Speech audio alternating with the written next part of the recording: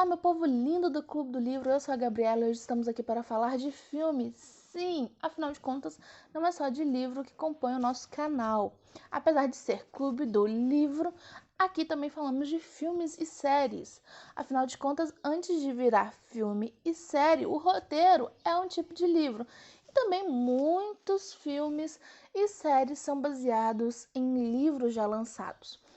Bom, como vocês viram aí no título, nós estamos aqui para falar do caso da família Von Richthofen, né? O nosso intuito aqui não é falar sobre o caso em si, tá? Não é para falar de casos criminais, mas como a gente vai falar de um filme que foi baseado na história e relatos de casos criminais, não tem como a gente acabar não cutucando ali um pouquinho o caso criminal, o caso real. Mas eu vou tentar me focar mais na obra cinematográfica e talvez comentar ali alguma coisinha ou outra, mas que não vá muito para o caso criminal, beleza? Mas aqui nos comentários vocês podem fazer os comentários que quiserem, contanto que tenha respeito, tá? Obedecendo as diretrizes aí do YouTube. Bom, quem já viu aí o filme, tá na Amazon Prime, tá? Viu que eles são duas versões aí, né? O contado por ele e o contado por ela. E muita gente falou, nossa, os filmes são apelativos.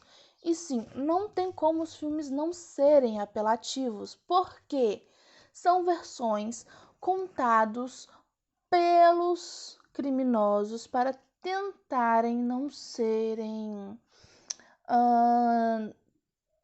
como é que fala, tão prejudicados assim, né? Não terem uma pena tão grande, tão pesada. Então, não foi baseado no que o irmão falou, não foi baseado tanto na perícia, tanto no que outras pessoas falaram sobre a família, tá? Porque se você for olhar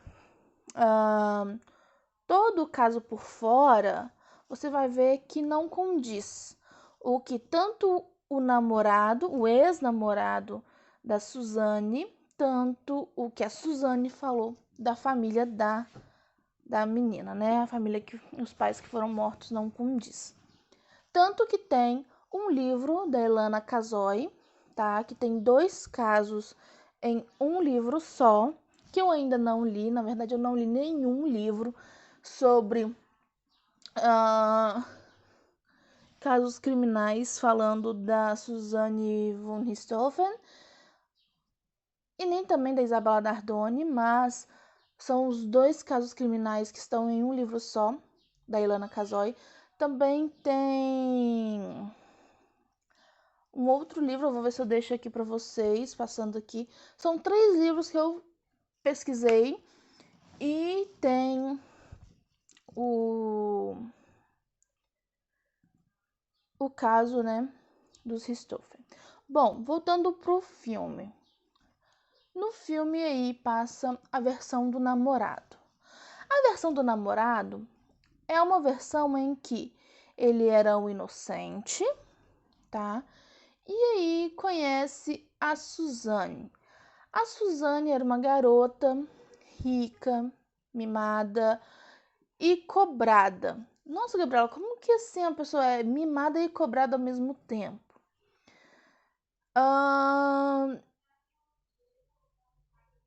Quando a pessoa ganha tudo o que quer, ela é mimada. Mas os pais cobravam boas notas, cobravam escola, mas mesmo quando ela não chegava no nível que eles queriam na escola, ela ainda ganhava coisas. Por exemplo, ela ganhou um carro não passando na faculdade que eles queriam. Em ambas as versões, né, ela ganha um carro que não é tão bom quanto o carro que ela ganharia se ela passasse na escola, na faculdade, que os pais queriam para ela. Mas ela ainda ganha um carro. Então, como uma pessoa dessa não é uma pessoa mimada, né? Então, enfim, é como se fosse um grande problema ficar andando de táxi pela cidade, né? Tem muita gente que tem que ficar andando ou a pé ou de ônibus, né? Enfim, e aí na versão do namorado, os pais maltratam a menina, brigam o tempo todo, se xingam na frente dos filhos e fazem, enfim, são os demônios. Lembrando, o filme só pega essas duas versões, tá? Contadas no julgamento. Não leva em consideração nenhuma versão, nem do irmão da Suzane, nem de outras pessoas que comentam como era a família, nada, nada, nada. Ninguém mais apareceu nessa questão, tá? E aí, na versão do namorado, a Suzane vai envenenando ele para que ele odeie cada dia mais. E ela fala que o pai abusa dela, bate nela e, enfim, envenena o namorado para que o namorado queira matar o pai dela, né? E que o plano seria todo dela. Na versão da Suzane, é o contrário. Os pais são perfeitos, amores da vida, eram só queriam o melhor para ela e não sei o que, e não sei o que, e o namorado era possessivo e queria ficar com ela o tempo todo, mas os pais não deixavam. E então o namorado queria que a Suzane desse fim nos pais, e o plano foi todo no namorado. A atuação no filme não foi ruim. A atuação no filme foi bom. Só que por um momento me passou que eles esqueceram que eles estavam fazendo um filme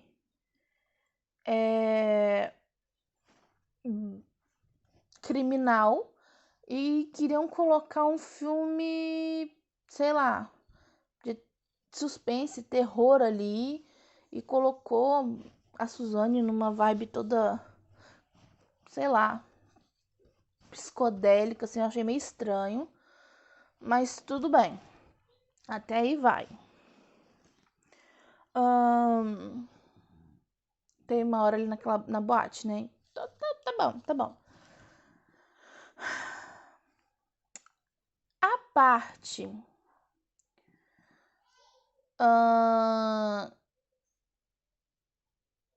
em que, na versão da Suzane, no momento em que os meninos sobem para matar os pais e ela fica lá embaixo, enlouquecida, aquilo assim, para mim foi bizarro, porque hora nenhuma aquilo foi compatível, tá, gente? Hora nenhuma aquilo foi compatível.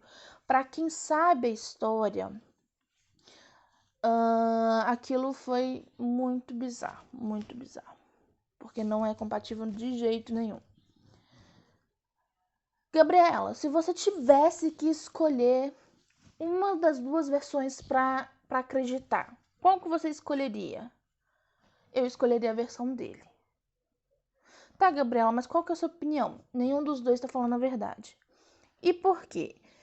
Não só eu assisti os filmes, como eu também assisti algumas coisas aí sobre o caso, né? Sobre os filmes, sobre tudo, antes de resolver fazer esse vídeo.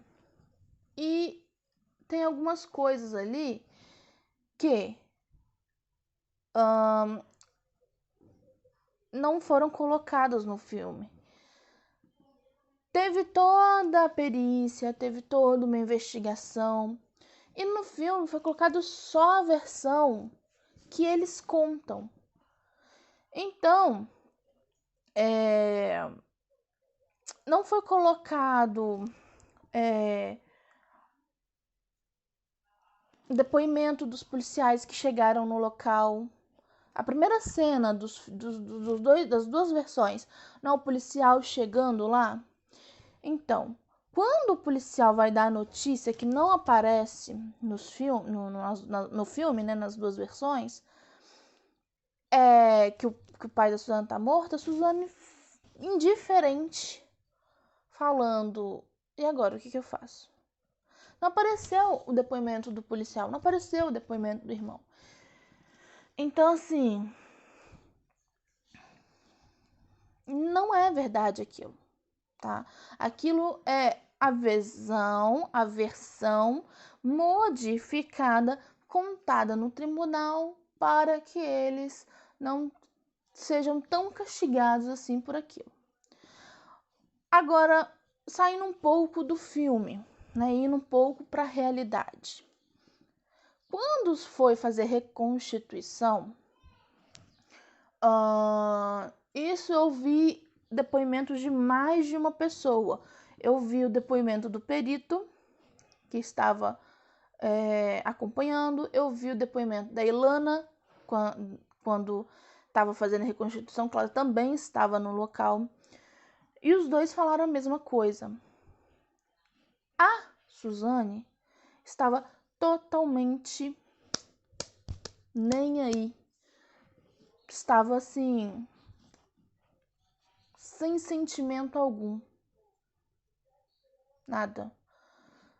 E fez todo o processo. Quando foi a vez do namorado, acho que é Daniel.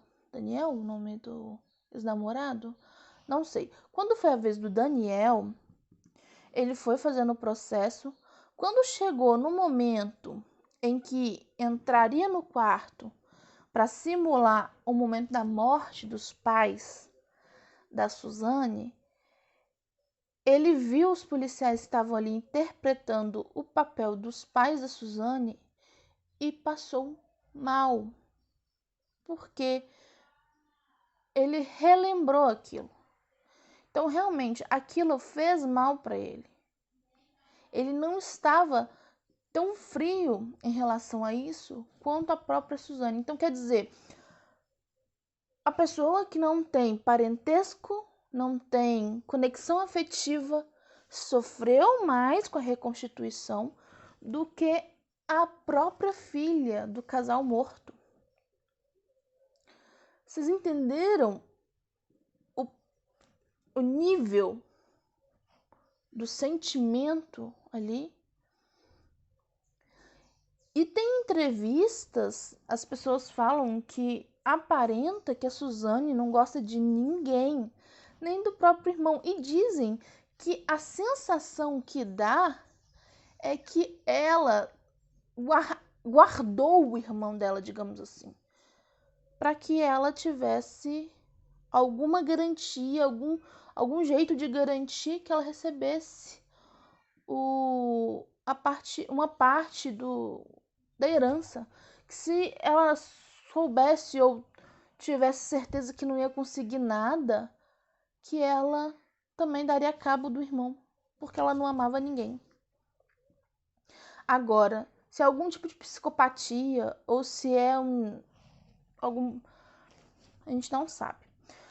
Uma coisa que é falada por muita gente, principalmente por especialistas em leitura, eu vou falar leitura corporal, mas não é leitura corporal que se chama, tá, gente? Vou dar um exemplo aqui de canal para vocês terem noção do que eu tô falando. É o Não Minta Pra Mim e o... como é que chama o outro?